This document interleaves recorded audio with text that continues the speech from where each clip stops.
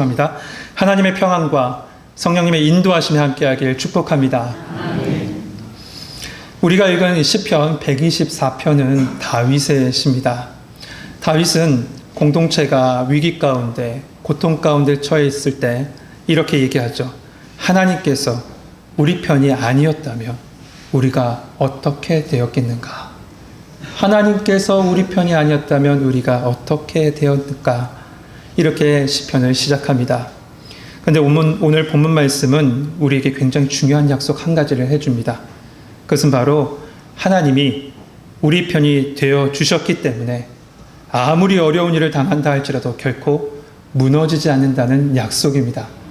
그래서 오늘 말씀을 여러분 말씀 속에 붙잡아야 될 그 키워드는 이겁니다.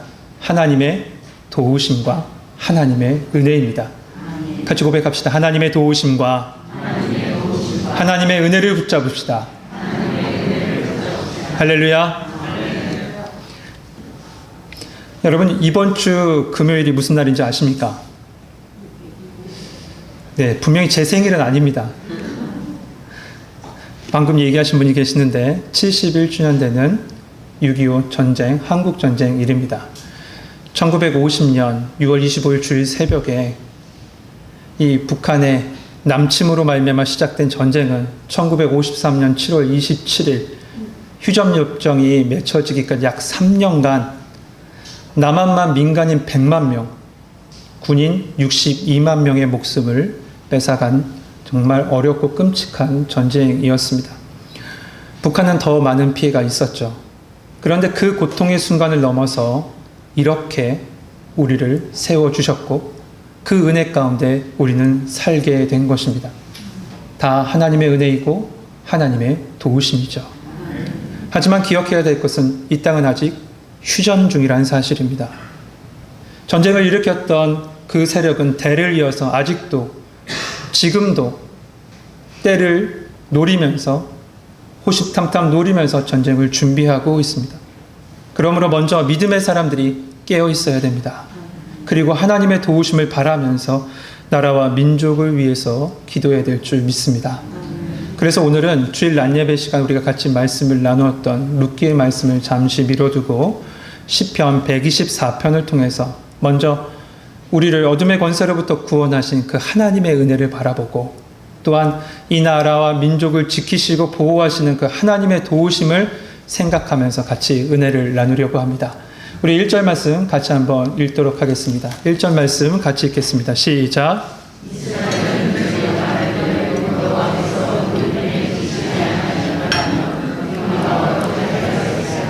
아멘. 오늘 말씀은 이스라엘은 이제 말하기를 이라고 시작합니다. 그런데 우리가 유념할 점은 이 말씀은 시라는 것이죠. 시라는 것은 그런 시라는 문학 형식은 서술문과 달라서 이 단어 하나하나에 많은 뜻을 함축하고 있습니다. 그러므로 말하기를 이라고 오늘 시작하고 있는 부분은 단순하게 역사적 사실을 말하라는 것, 그것이 아니라 너의 입술을 들어서 신앙을 고백하라는 겁니다. 너의 입술을 열어서 너의 믿음을 고백하라는 것이죠. 그렇다면 우리는 무엇을 말하고 무엇을 고백해야 될까요? 1절 하반절부터 2절에 보면 여호와께서 우리 편에 계시지 아니하셨더라면 우리가 어떻게 하였으랴. 사람들이 우리를 치러 일어날 때 여호와께서 우리 편에 계시지 아니하셨더라면 어떻게 우리가 되었을지를 지금 말하고 고백하라는 것이죠. 그런데 여러분 한번 이 말씀 한번 자세히 한번 보십시오. 다윗은 우리가 여호와의 편에 있다라고 하지 않습니다. 여호와께서 우리 편에 계신답니다. 다시 말해서 우리가 여호와 편에 서기 위해서 애쓰기 전에 하나님께서 먼저 우리 편이 되어 주신다는 겁니다. 제가 나온 고등학교는 이 축구부로 유명했습니다. 그래서 각 반에 한 명은 꼭 축구부원이 있었어요. 그런데 이 체육 시간에 간혹 축구를 할 때가 있죠. 평상시에는 잘 이 축구부원이 다칠까봐 같이 어울려서 운동을 하지 않습니다. 그러다가 가끔 이 축구부원이 함께 운동을 할 때가 있습니다. 그런데 그 친구가 저희 편이 됩니다. 제 편이 돼요. 그러면 저는 승패를 신경 쓰지 않습니다. 당연히 이길 줄 아니까요. 사람도 그런데요. 하나님께서 우리 편이 되신다는 거예요. 그러면 여호와께서 이스라엘 편, 우리 편이 되신다. 우리와 함께 계신다는 것이 어떻게 가능했을까? 모세는 이에 대해서 답변하기 가장 적합한 인물인 것 같습니다. 왜냐하면 하나님께서 그를 이스라엘의 지도자로 세우시고 애굽에서 출애굽할 수 있도록 이스라엘 민족을 이끄셨던 사람이 바로 이끌게 하셨던 사람이 모세이기 때문이죠. 그는 신명기 7장에서 이렇게 이스라엘 백성에게 선포해요. 너는 여호와 내 하나님의 성민이라. 내 하나님 여호와께서 지상 만민 중에서 너를 자기의 기업의 백성으로 택하셨느니라. 그렇습니다. 하나님께서 이스라엘을 지상 만민 가운데서 택하시고 거룩한 백성으로 불러주셨어요. 우리도 마찬가지죠. 지상 만민 가운데서 하나님께서 우리를 택하시고 거룩한 성도로 그리스도인으로 불러주셨습니다. 그리고 이스라엘 백성에게 어떤 은혜를 더하셨습니까? 유월절 어린 양의 피로 그들을 구속하여 주셨죠. 결국 하나님께서 그들과 함께 하신다. 이스라엘 편에 계신다는 것은 그들의 어떠한 공로나 어떠한 노력이 아니라 하나님의 택하심과 하나님의 구속하심이 있다는 겁니다. 그렇다면 왜 이스라엘 백성을 택하시고 왜 이스라엘 백성을 구속하셨을까요? 모세는 신명기 7장 8절 9절에서 이렇게 확실하게 설명하고 있습니다. 여호와께서 너희를 기뻐하시고 너희를 택하심은 여호와께서 다만 너희를 사랑하심이라. 또한 너희 조상들에게 맹세하신 맹세를 지키려 하심으로 말미암아 자기의 권능의 손으로 너희를 인도하여 내시되 너희를 그 종 되었던 집에서 속량하셨느니라. 왜 택하시고 왜 속량하셨는가? 첫 번째는 하나님의 사랑하심이 있기 때문에 그렇죠. 하나님께서 여러분을 사랑하십니다. 두 번째는 열조에게 맹세한 맹세가 있답니다. 이 맹세가 뭡니까? 아브라함에게 약속하신 메시아 언약이죠. 그 메시아 언약을 이루기 위해서 하나님께서 이스라엘을 택하시고 구속하셨다는 거예요. 하나님의 사랑과 하나님의 언약과 택하심과 구속하심이 오늘 본문에는 하나로 함축돼서 나와 있는데 그 말씀이 이겁니다. 여호와께서 우리 편에 계십니다. 같이 고백할까요? 여호와께서 우리 편에 계십니다. 믿으십니까? 그렇습니다. 이 말씀은 신약, 구약 그것을 막론하고 동일하게 적용하고 우리에게도 적용된 말씀이죠. 요한복음 15장에서 예수님께서 포도나무 비유를 통해서 이렇게 말씀하셨습니다. 너희가 나를 택한 것이 아니요 내가 너희를 택하여 세웠나니. 그 택하심과 구속함으로 말미암아 우리는 하나님의 백성이 되었고요. 우리는 거룩한 주의 자녀가 된 겁니다. 그뿐만 아니라 이 포도나무 비유처럼 예수님이 내 안에 계시고 내가 예수님 안에 있고 예수님과 내가 하나 되어 살아갈 수 있는 은혜를 우리에게 주신 것이죠. 사도 바울은 이것에 대해서 에베소서 1장에서 똑같이 말합니다. 곧 창세전에 그리스도 안에서 우리를 택하사 그의 피로 말미암아 구속 곧 죄 사함을 받았느니라. 결국 이 하나님의 택하심, 하나님의 구속하심 곧 하나님께서 우리 편이 되심으로 말미암아 우리는 그의 인도하심과 그의 은혜 속에 살 수 있게 된 것이죠. 그러므로 우리는 담대하게 로마서 8장 31절처럼 이렇게 선포할 수 있을 겁니다. 그 말씀이 이겁니다. 만일 하나님이 우리를 위하시면 누가 우리를 대적하리요? 누가 능히 하나님이 택하신 자를 송사하리요? 우리는 세상과 어둠의 권세를 향해서 담대하게 이렇게 선포할 수 있습니다. 누가 대적하냐? 누가 송사하냐? 우리 편에 하나님이 계시다. 성도 여러분, 다윗은 시의 처음에 이스라엘은 말하기를 이스라엘은 고백해라, 이스라엘은 선포해라 라고 한 것처럼 우리 또한 세상을 향해서 선포하고 고백해야 될 것이 있습니다. 그것이 무엇입니까? 하나님께서 우리를 택하셨고 예수 그리스도께서 우리를 구속하셔서 하나님께서 우리의 편이 되셨다는 것을 고백하고 선포해야 되는 것이죠. 다윗이 블레셋 군대와 싸움으로 나갈 때 골리앗 앞에 섭니다. 그때 이 블레셋 군대들은 다윗을 조롱하죠. 그때 다윗이 뭐라고 얘기합니까? 다윗이 블레셋 사람에게 이르되 너는 칼과 창과 단창으로 내게 오거니와 나는 만군의 여호와 이름 내가 모욕하는 이스라엘 군대의 이 하나님의 이름으로 내게 가노라 합니다. 그렇습니다. 우리가 세상을 향해 나갈 때 이 믿음을 가지고 이 선포를 가지고 나가는 겁니다. 우리는 하나님의 이름을 가지고 나간 겁니다. 왜냐하면 우리 편에 하나님이 계시기 때문입니다. 이스라엘은 지금까지도 유월절을 지키고 있습니다. 지금도 보니까 유월절 음식을 그 기간에 먹는데 무교병과 쓴나물과 양고기를 먹으면서 또한 어떤 이는 집에서 자지 않고 밖에다 텐트를 치고 이스라엘 백성이 40년 동안 광야 생활을 했던 것처럼 그와 똑같이 지내는 이스라엘 유대인들도 있습니다. 그렇다면 왜 그들은 수천 년이 지난 지금까지도 그렇게 유월절 절기를 지키고 있었던 것일까?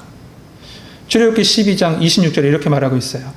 이후에 너희 자녀가 묻기를 이 예식이 무슨 뜻이냐 하거든 너희는 이르기를 이는 여호와의 유월절이라 여호와께서 애굽 사람에게 재앙을 내리실 때에 애굽에 있는 이스라엘 자손의 집을 넘으사 우리 집을 구원하셨느니라 하라. 하나님의 인도하심과 하나님의 구원하심을 기억하고 고백하며 특별히 그 믿음을, 그 신앙을, 그 하나님을 증거하고 전하기 위해서 이스라엘 백성은 유월절 이 시간을 그렇게 믿음으로 지켰던 것이죠. 딱 20년 전인 것 같습니다. 그때 저는 회사 생활을 하고 있었죠.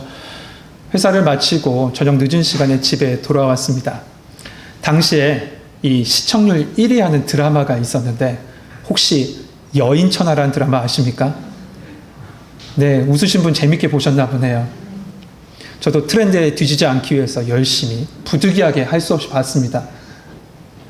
한참을 보는데 그 드라마 오른쪽 하단에 조그만 네모가 뜨는 겁니다. 그러더니 그 네모 안에 영화의 한 장면이 딱 보여지는 거예요. 알고 봤더니 그 장면이 뭐냐면 9.11 테러 장면이었어요. 아마 보신 분 계실 겁니다. 정말 충격적이었죠. 먼 나라 사람인 저도 굉장히 충격을 받았는데 현지 미국 사람은 얼마나 충격을 받았겠어요. 지금껏 제2차 세계대전 이후에 진주만 공습을 당한 이후에 미국, 그것도 본토는 한 번도 침공을 당하지 않았던 그 미국 사람들은 굉장히 충격받았다라고 그렇게 이야기들을 합니다. 그런데 그 사건이 있은 지 약 4일이 지난 것 같아요. 그날도 퇴근하고 집에 들어왔습니다.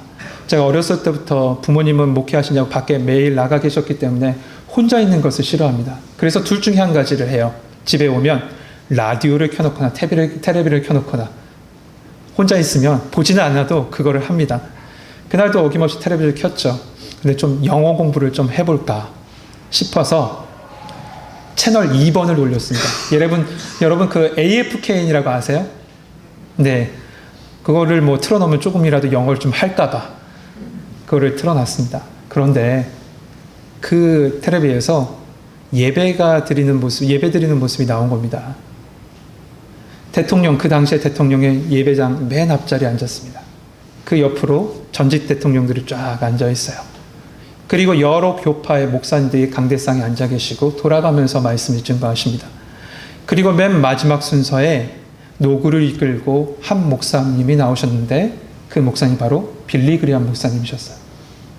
옆에 부축을 받고 나오신 빌리 그리함 목사님이 단상에 서서 이렇게 말씀하십니다.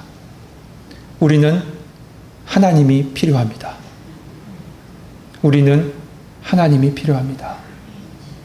신앙의 자유와 말씀 위에 세워진 나라, 그렇지만 말씀을 잊어버리고 신앙을 잊어버렸던 그 미국인들에게 그 고통의 순간 선포된 첫 번째 메시지는 이거였어요. 우리는 하나님이 필요합니다. 우리도 하나님이 필요합니다. 이 민족도 하나님이 필요합니다. 우리나라를 보십시오. 일제의 고통과 6.25의 그 참상과 산업화의 그 피땀 눈물과 민주화의 그 희생 속에서 이처럼 자유롭고 풍요로움 속에 살아갈 수 있고 믿음 생활할 수 있는 것, 누가 뭐라고 해도 이 모든 것은 하나님의 은혜요. 또한 이 민족을 복음 전하는 민족으로 세우시기 위한 하나님의 뜻입니다. 결국 하나님께서 우리 편이 되어 주셨기 때문에 우리는 지금껏 이렇게 신앙생활 할 수 있는 거죠. 전적인 하나님의 은혜입니다. 이제 다윗은 3절에서부터 5절에 그 고통을 넘어 인도하셨던 그 하나님의 은혜의 순간들을 하나씩 하나씩 되짚어보고 있어요. 여러분, 이 말씀을 읽으면서 여러분 한번 돌아보시죠. 하나님께서 나를 그 고통 중에서 회복시키셨던 그때를 기억하면서 말씀을 하나씩 한번 읽어봅시다. 제가 읽겠습니다. 그때에 그들의 노여움이 우리에게 맹렬하여 우리를 산채로 삼켰을 것이며, 그때에 물이 우리를 휩쓸며 시내가 우리 영혼을 삼켰을 것이며, 그때에 넘치는 물이 우리의 영혼을 삼켰을 것이라 할 것이로다. 여러분, 이 그때가 언제일까요? 학자들은 여러 가지 얘기를 하는데 대체적으로 이스라엘 백성이 출애굽할 때 그때를 가리킨다라고 합니다. 430년의 노예 생활을 마치고 나온 이스라엘 백성, 출애굽한 이스라엘 백성을 뒤에서 애국 군대가 쫓아옵니다. 그 애국 군대의 상황이 어땠습니까? 9가지 재앙으로 말미암아 그 애굽 땅은, 온 애굽 땅에 살았던 그 애굽 사람들은 혼란에 빠져 있는 상황이었습니다. 그러다가 10번째 재앙인 장자의 죽음에 온 애굽은 울음바다가 됐을 거예요. 슬픔이 그 땅에 가득했을 겁니다. 한 가정도 빠짐없이 죽음의 고통이 그 가정 가운데 임했을 겁니다. 근데 그 슬픔은 노여움으로 바뀝니다. 누구를 향한?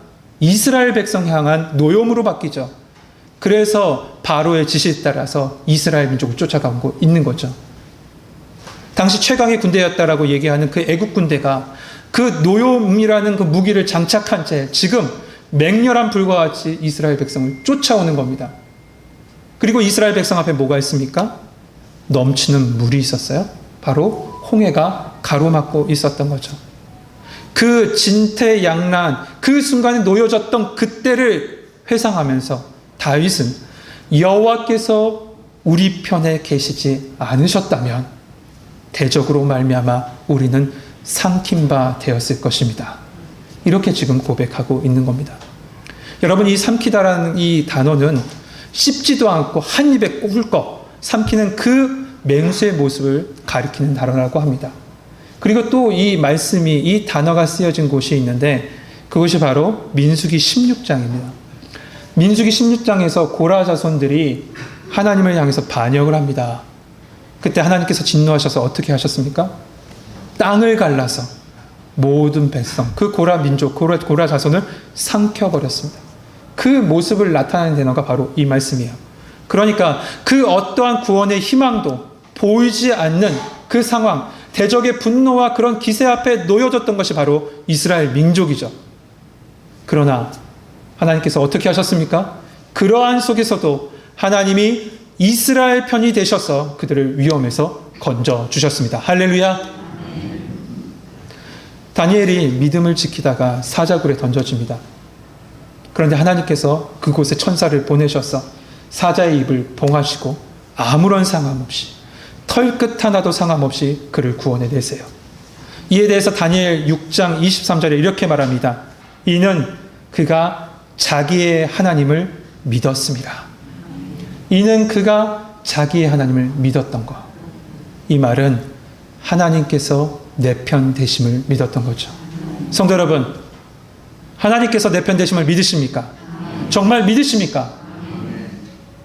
오늘 본문의 그때, 그 고통의 순간 여호와께서 이스라엘 편이 되셨던 것처럼 그때뿐만 아니라 지금도, 이제도, 그리고 주님 오시는 그 순간까지 하나님은 우리 편 되실 줄 믿습니다.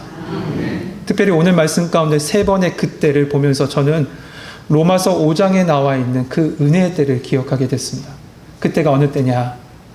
우리가 아직 연약할 때, 우리가 죄인 되었을 때, 우리가 원수 되었을 때, 그때 하나님께서 어떻게 하셨냐? 그리스도께서 우리를 위하여 죽으셨습니다. 그리고 그 죽으심으로 말미암아 하나님의 사랑을 확증하셨죠.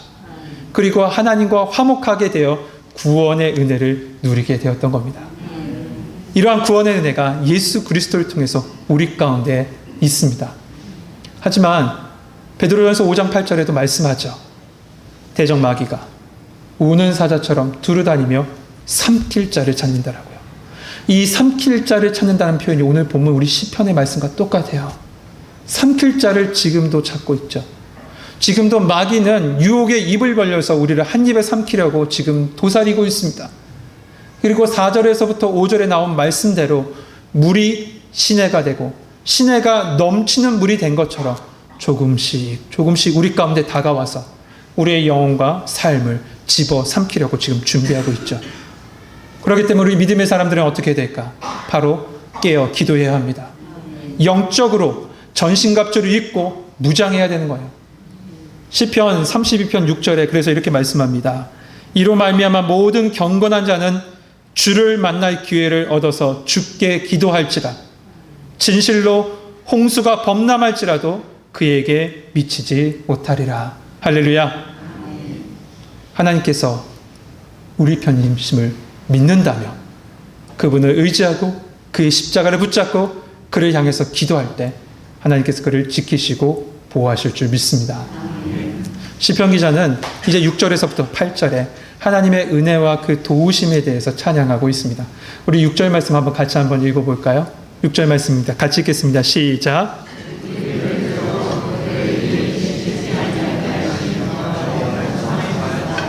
아멘.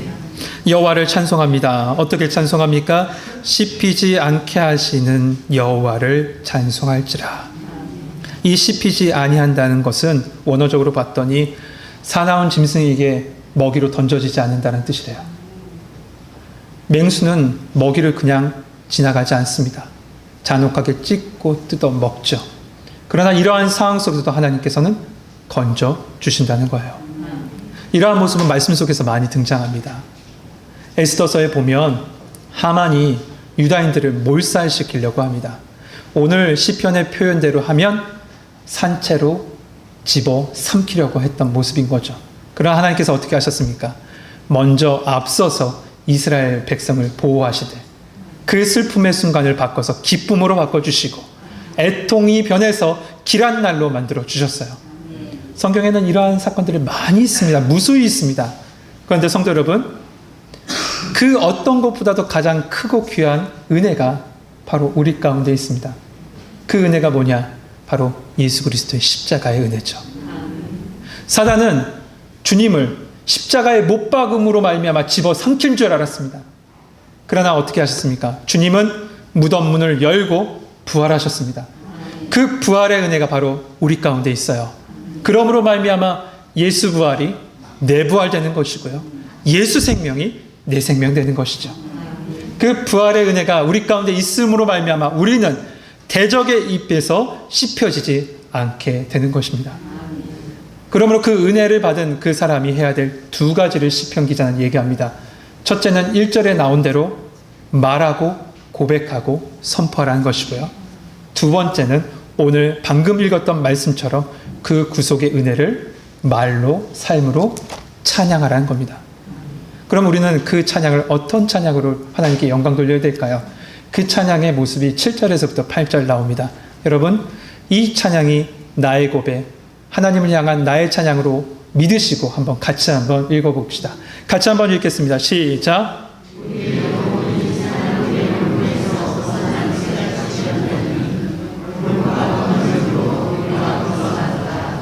우리의 도움은 천지를 지으신 여호와의 이름에 있도다. 아멘. 여러분, 말씀을 읽으면서 저는 생각했습니다. 새 자랑과 새 영광이 어디 있을까 생각해 봤더니 날개에 있더라고요. 그런데 올무에 걸린 새는 자기의 영광과 자기의 자랑을 자랑하면 자랑할수록 날개짓을 하면 할수록 도리어 찢겨지고 상할 뿐입니다. 그러므로 올무에 걸린 그 새는 해야 할 것이 한 가지밖에 없습니다. 뭐냐? 도움을 구하는 거죠. 도움이 필요해요. 올무를 누군가 끊어줘야 됩니다. 이스라엘 민족 그 고통 속에 그 고통의 올무에 묶여 있을 때 히브리어로 보니까 샤바를 끊어 산산조각 내어버리시는 그 올무를 산산조각 내어시는 하나님을 구했습니다. 하나님의 은혜를 찾았습니다. 그 은혜로 말미암아 그들에게 자유를 주었어요. 그랬을 때 이스라엘 백성은 이렇게 고백했던 겁니다. 우리의 도움은 천지를 지으신 여호와의 이름에 있습니다. 그렇다면 우리의 찬양은 어떤 찬양이 되어야 되겠습니까? 우리의 고백도 마찬가지해야 되겠죠. 현실에서 주어진 그런 어떤 축복으로 말미암아 하나님을 찬양하는 것이 아니라 우리의 근본적인 찬양은 이겁니다. 십자가에서 죄와 죽음의 멍에를 산산조각 내시고 우리에게 참된 자유를 허락하신 그 하나님의 사랑과 구속의 은혜를 주신 그 하나님을 찬양하는 겁니다. 여러분, 그 하나님이 누구십니까? 그 하나님은 그냥 하나님이 아니라 천지를 지으신 하나님이십니다. 저와 여러분을 지으신 하나님, 온 세상 우주 만물을 지으신 하나님이 바로 우리 하나님. 나의 도움은 어떤 능력 있는 어떤 사람의 이야기가 아닙니다. 나의 도움은 재력 있는 어떤 사람이 아닙니다. 나의 도움은 힘 있는 어떤 사람이 아니라 바로 이 세상 만물을 지으신, 천지 만물을 지으신 여호와 하나님이시라는 겁니다. 여러분, 이 시편은 시편 120편부터 134편까지 쭉 이어지는 성전에 올라갈 때 부르는 시로 이렇게 분류된 시편입니다. 그런데 이 시편 누가 지었습니까? 설교 처음에 말씀드렸는데요. 네, 그럼 처음부터 다시 해야 되겠네요. 네, 다윗이 지었습니다. 그럼 한번 생각해 보시죠. 성전에 올라갈 때 지은 시, 그런데 이 시를 다윗이 지었어요. 근데 다윗 때는 성전이 있었습니까? 없었습니까? 없었어요. 그럼에도 불구하고 후대 편집자들이 이 시를 성전에 올라갈 때 부르는 시로 이렇게 분류해 놨습니다. 그 이유는 이겁니다. 이스라엘 백성은 1년에 3차례 예루살렘 성전에 올라가죠. 올라가는 여정은 그렇게 쉬운 여정이 아니에요. 기나긴 여정 속에 올라갑니다. 올라갈 때 폭풍우를 맞습니다. 갑자기 불어난 계곡으로 말미암아 생명의 위협을 받아요. 특별히 이스라엘은 그냥 땅이었던 그 자리가 갑자기 비가 내려서 갑자기 계곡이 만들어진다라고 해요. 그걸 와디라고 하죠. 그 와디로 말미암아 많은 사람이 목숨을 잃게 된대요. 근데 그 위협 가운데 하나님께서 지켜주셨던 거죠. 사나운 짐승들을 보게 됩니다. 그 모든 것을 볼 때 성전에 올라가면서 그들은 고백할 수밖에 없었던 거죠. 뭐라고 고백합니까? 하나님의 은혜 아니면 살 수 없구나. 그들의 고백을 다시 한번 고백하면 이겁니다. 하나님이 하셨습니다. 하나님이 하십니다. 하나님의 은혜입니다. 여러분, 우리 같이 고백합시다. 하나님이 하셨습니다. 하나님이 하십니다. 하나님의 은혜입니다. 여러분의 고백되길 원합니다. 예배는 단순하게 세상의 축복을 받고 은혜를 구하는 시간이 아니라 하나님의 도우심을 바라보고 그의 인도하심을 믿으면서 그 하나님의 은혜를 찬양하고 경배드리고 영광 돌리는 시간이 바로 이 예배 시간이에요. 여러분, 이 예배를 통해서 온전히 하나님 바라보시고 그 하나님을 찬양할 수 있는 은혜가 여러분 가운데 함께하길 주님의 이름으로 축복합니다. 사랑하는 성도 여러분, 이스라엘 민족과 마찬가지로 우리 민족은 참 많은 고통을 겪었습니다. 그렇죠? 그 중에서도 6.25는 비극 중에 비극인 것 같습니다. 관련 자료를 찾아봤더니 6.25 전쟁 때 이 한반도에 4번이나 핵폭탄을 떨어뜨릴 계획을 가지고 있었어요. 여러분, 오늘 표현대로 하면, 시편의 표현대로 하면 만약에 그랬다면 이 땅은 어떻게 됐겠습니까? 생각만 해도 끔찍하죠. 하나님의 도우심이 없었다면, 하나님의 은혜가 없었다면 이와 같은 발전도 우리는 이렇게 자유롭게 믿음 생활도 하지 못했을 겁니다. 개인도 마찬가지입니다. 십자가의 은혜로 나를 덮어주지 않으셨다면, 성령님을 보내셔서 끝까지 나를 붙잡고 계시지 않으셨다면 우리는 구원의 은혜 속에 살 수 없었을 겁니다. 지금 어디 저 세상에서 방황하고 있었을지 모릅니다. 그러나 이렇게 하나님은 우리를 인도해 주셨습니다. 그러기에 우리는 더욱더 예수 그리스도를 바라봐야 되겠죠. 그 하나님의 은혜를 감사하며 찬양해야 됩니다. 그리고 한 가지 더 할 것이 있죠. 더 이상 이 나라가 그런 아픔 가운데 놓이지 않도록 이 나라와 민족을 위해서 기도해야 됩니다. 특별히 저 북녘 땅에 오직 예수 그리스도만이 생명 되시고 하나님의 은혜로만 살 수 있음을, 그 복음의 소식을 그 북녘 땅에 우리가 선포되길, 우리로 말미암아 선포되길 소망합니다. 하나님의 도우심, 그 은혜에 감사하며 끝까지 이 복음 전하는 사명을 감당하는 우리 청국교회 성도님들 되시길 주님의 이름으로 축복합니다. 기도하겠습니다. 하나님, 은혜 아니면 한순간도 살 수 없습니다. 그 은혜로 지금껏 인도하여 주신 하나님 감사합니다. 내 입술 가운데 나와 함께 하시는 주님, 내 편이 되시는 주님, 우리 편에서 같이 동행하시는 주님을 붙잡고 기도하게 하여 주시옵소서. 특별히 우리는 하나님이 필요합니다. 그 믿음의 고백이 우리의 입술에서 순간순간마다 넘쳐나게 하여 주시고 그 하나님을 말하며 고백하며 증거하며 하나님을 찬양할 수 있는 정교회 성도들 되게 하여 주시옵소서.